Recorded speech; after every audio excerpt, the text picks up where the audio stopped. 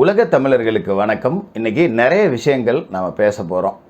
ஒன்றொன்றாவே சொல்கிறேன் நான், அதுக்கப்புறம் டீட்டெயில்டாக பேசுவோம். ஆம்ஸ்ட்ராங் வழக்கில் தமிழ்நாடு காவல்துறை கோட்டை விட்டுருச்சு. இது எப்படி, எந்தெந்த இடத்துலலாம் கோட்டை விட்டாங்க, எப்படியெல்லாம் கோட்டை விட்டாங்க அப்படிங்கிறத நம்ம விரிவாக பேசுவோம். ரெண்டாவது, சவுக்கு சங்கரோட குண்டர் சட்டம் அப்படிங்கிறது ரத்து செய்யப்பட்டிருக்கு. வரவேற்கத்தக்க ஒரு தீர்ப்பை நீதியரசர்கள் இன்னைக்கு கொடுத்துருக்காங்க. இதை நாம் சந்தோஷமாக வரவேற்கிற இந்த நேரத்தில் அறிவாலய செப்டிக் டேங்கே ஃபுல்லாகிற அளவுக்கு பல பேருக்கு வாந்தியும் பேதியும் நிற்காமல் ஓடிக்கிட்டு இருக்கு. இன்னும் எத்தனை வழக்கில், அதாவது நீதியரசர் அதில் என்னென்ன தீர்ப்பு கொடுத்துருக்காரு, சவுக்கு எப்போ வெளியே வர போகிறார், சவுக்கு மீடியா கட்டமைக்கப்படுமா, இன்னும் என்னென்ன விஷயங்கள் இருக்குது அப்படிங்கிறதையும் நாம் பார்க்க போகிறோம். அடுத்து ரெட்பிக்ஸ் பெலிக்ஸோட சீமான் அவர்களுடனான இந்த சந்திப்பு.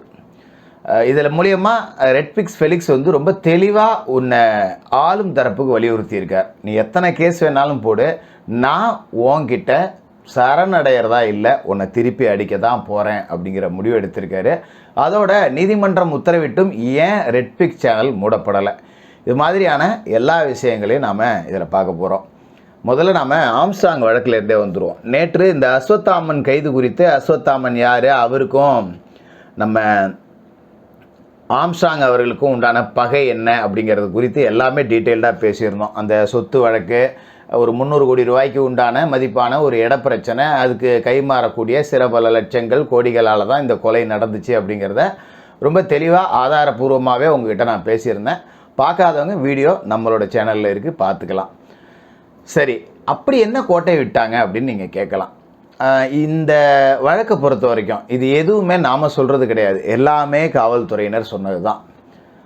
முதல் ஸ்டேட்மெண்ட் என்ன கொடுத்தாங்க, ஆற்காடு சுரேஷோட கொலைக்கு பழிக்கு பழியாக ஆம்ஸ்ட்ராங் கொல்லப்பட்டார். ஆரம்ப காலகட்டத்தில் இந்த ஸ்டேட்மெண்ட்டை கொடுத்தது தமிழக காவல்துறை. நாம் இல்லை, நீங்கள் இல்லை, யாரும் இல்லை.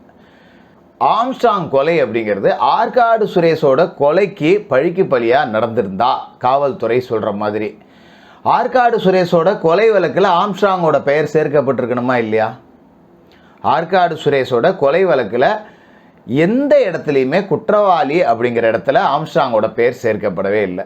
ஒரு பேச்சு அடிபட்டுச்சு அப்படிங்கிறது வேற விஷயம். ஆனால் சட்ட ரீதியாக அவர் குற்றவாளியா அப்படின்னு கேட்டால் இல்லை. காவல்துறையினர் அவரை A11, A10, A13, A14 கடைநிலை குற்றவாளியாக கூட ஆற்காடு சுரேஷ் வழக்கில் ஆம்ஸ்ட்ராங் பேரை சேர்க்கலை. அப்புறம் எப்படி பழிக்கு பழியாக ஆம்ஸ்ட்ராங் கொலை நடந்திருக்கும்? கொலை வழக்கிலேயே ஆம்ஸ்ட்ராங் பேர் இல்லை, அப்புறம் ஆற்காடு சுரேஷ் ஆம்ஸ்ட்ராங் பழி வாங்கணும்? இது லாஜிக்கே இல்லாமல் இருக்க. ஒருவேளை ஆற்காடு சுரேஷ் கொலைக்கும் ஆம்ஸ்ட்ராங்குக்கும் தொடர்பு இருந்தால் அன்னைக்கு காவல்துறையினர் எந்த அடிப்படையில் ஆம்ஸ்ட்ராங் பேரை சேர்க்காமல் விட்டாங்க? இதில் காவல்துறையினர் கோட்டை விட்டாங்களா இல்லையா? இல்லை ஏதாவது அழுத்தமாக ஆம்ஸ்ட்ராங் ஒரு பெரிய கட்சியோட தலைவராக இருக்கார், ஒரு தேசிய கட்சியோட தலைவராக இருக்கார், ஒரு பட்டியல் சமூகத்திற்கான பெயர் சொல்லக்கூடிய ஒரு தலைவராக இருக்கார் அப்படிங்கிற அரசியல் அழுத்தம் காரணமாக ஆற்காடு சுரேஷ் கொலை வழக்கில் ஆம்ஸ்ட்ராங் பேர் சேர்க்கப்படலையா? இதையும் சொல்கிறது காவல்துறை தான். ஆம்ஸ்ட்ராங் கொலைக்கு ஆற்காடு சுரேஷோட கொலை தான் காரணம்னு சொல்கிறது காவல்துறை. ஆற்காடு சுரேஷ் கொலைக்காக பழிக்கு பழின்னு சொல்கிறது காவல்துறை. ஆனால் ஆற்காடு சுரேஷ் கொலை வழக்கில் ஆம்ஸ்ட்ராங்குக்கு சம்மந்தமே இல்லைன்னு சொல்கிறதும் காவல்துறை தானே. ஒருவேளை ஆற்காடு சுரேஷோட கொலையில் ஆம்ஸ்ட்ராங்குக்கு சம்பந்தம் இருந்திருந்தால், அவர் மேலே வழக்கு போட்டு உள்ளே வச்சுருந்தா இந்நேரம் அவர் உயிரோடு இருந்திருப்பார். இந்த இடத்துல காவல்துறையினர் கோட்டை விட்டுருக்காங்கன்னு தானே நம்மளால் பார்க்க முடியுது. ரெண்டாவது, இன்னொரு முக்கியமான விஷயத்துக்கு வருவோம். இன்றைக்கி இதுவும் காவல்துறையினர் தரப்பில் சொல்லப்படுறது தான். நாங்கள் அஸ்வத்தாமன்ட்ட விசாரணை செஞ்சோம்.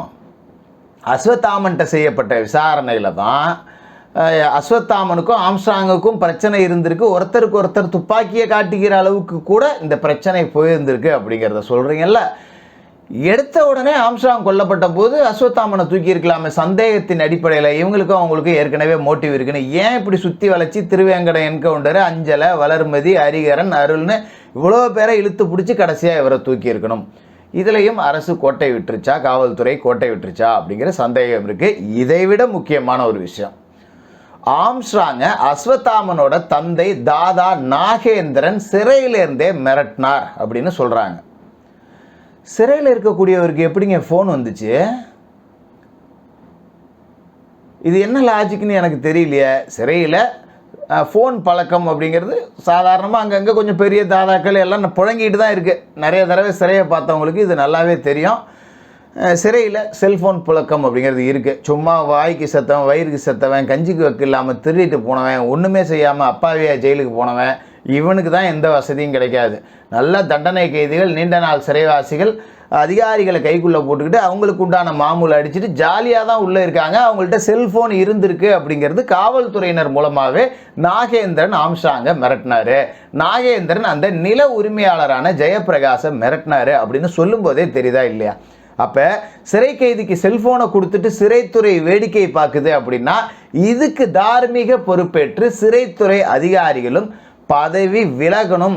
சிறைத்துறை அதிகாரிகளை சஸ்பெண்ட் பண்ணணும். சிறைத்துறை அமைச்சராக இருக்கக்கூடிய ரகுபதி ராஜினாமா செய்யணும். இதெல்லாம் இங்கே நாம் செய்தியாக வைக்க வேண்டியது இருக்கா இல்லையா? இந்த இடத்துலலாம் சிறைத்துறை கோட்டை விட்டுருக்கு, காவல்துறை கோட்டை விட்டுருக்கு, உளவுத்துறை கோட்டை விட்டுருக்கு.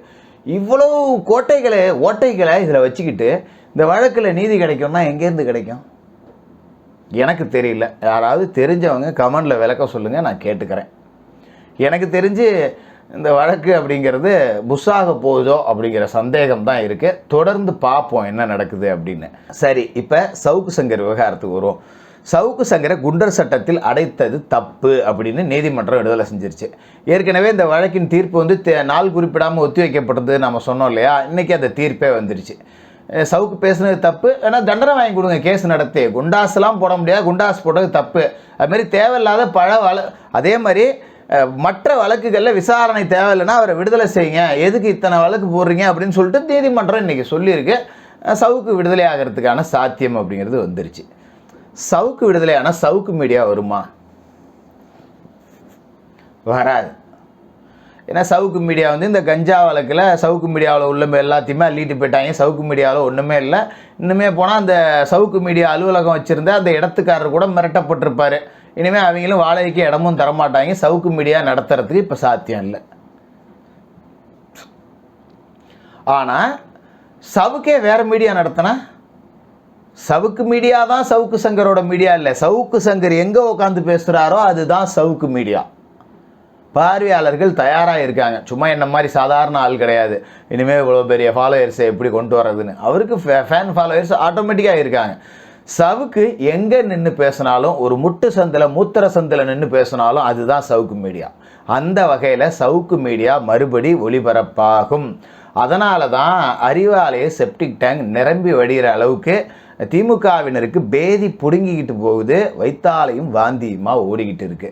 வந்துட்டான், வரப்போகிறான், என்ன செய்ய போகிறானோ தெரியல, நம்ம தொடக்கூடாத இடத்த தொட்டுட்டோமே, விடக்கூடாத இடத்துல கையை விட்டுட்டோமே அப்படின்னு சொல்லி அலறி அடிச்சுக்கிட்டு இருக்காங்க. இந்த சூழலில் நம்ம திராவிட மாடல் முதலமைச்சர் வேறு வெளிநாடு போக போகிறாரு. அவர் திரும்பி இந்தியாவுக்கு வர்றதுக்குள்ளே திமுகவுக்கு சம்பவத்தை வலுவாக வச்சு சவுக்கு செய்வார் அப்படிங்கிற நம்பிக்கை எனக்கு இருக்குப்பா. அடுத்ததாக ரெட்பிக்ஸ் ஃபெலிக்ஸ் இவர் பார்த்துருப்பீங்க. இங்கேருந்து போயிட்டு டெல்லியில் தனிப்படையெல்லாம் அமைச்சு பிடிச்சாங்க. இன்னும் சம்பவ செந்தில் பிடிக்க முடியல, சிசிங் ராஜாவை பிடிக்க முடியல, யாரையுமே பிடிக்க முடியல. அதை விட்டு இவங்க கூட கொஞ்சம் தாதாக்கள் கொஞ்சம் ஸ்கெட்ச் போட்டு வெளியிலாம் தொடர்பு வச்சுருப்பாங்க, பிடிக்கல. நம்ம செந்தில் பாலாஜி தம்பி அசோக்கை பிடிக்க முடியல, ஒரு 1.5 வருஷமாக போகுது. இன்னும் அவர் தலைமறைவாக இருக்கார். ஆனால் ரெட்பிக்ஸுக்கு மட்டும் தனிப்படையெல்லாம் அமைச்சு பெரிய தேச விரோத குற்றச்செயலில் ஈடுபட்டார்னு சொல்லி பிடிச்சிட்டு வந்தாங்கல்ல. அந்த ஃபெலிக்ஸ் இப்போ ஜாமீனில் வந்த உடனே செய்த காரியம் என்னன்னா சீமானை போய் பார்த்துருக்கார். எதுக்காக? இதை வந்து ரெட்பிக்ஸ் ஃபெலிக்ஸ் வந்து சொல்லாமல் சொல்லியிருக்காரு. சாதாரணமாக நன்றி அறிவிக்கிறதுக்காக போனேன், சீமான் எனக்கு ஆதரவு குரல் கொடுத்தாரு, நன்றி தெரிவிக்க போனேன் அப்படிங்கிறது வெளியில் சொல்லப்படுறது.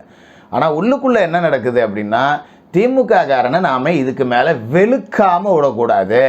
ஆர்எஸ் பாரதி மீடியாக்களை எல்லாத்தையும் சேர்த்து நாம் வெளுக்கணும்.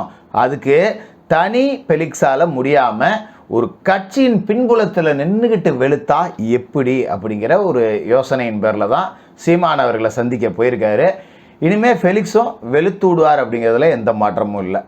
அதோட ஃபெலிக்ஸோட சேனல் ஏன் மூடப்படலை அப்படின்னு பலர் கேட்குறாங்க. நீதிமன்றம் மூட சொல்லியிருக்கு.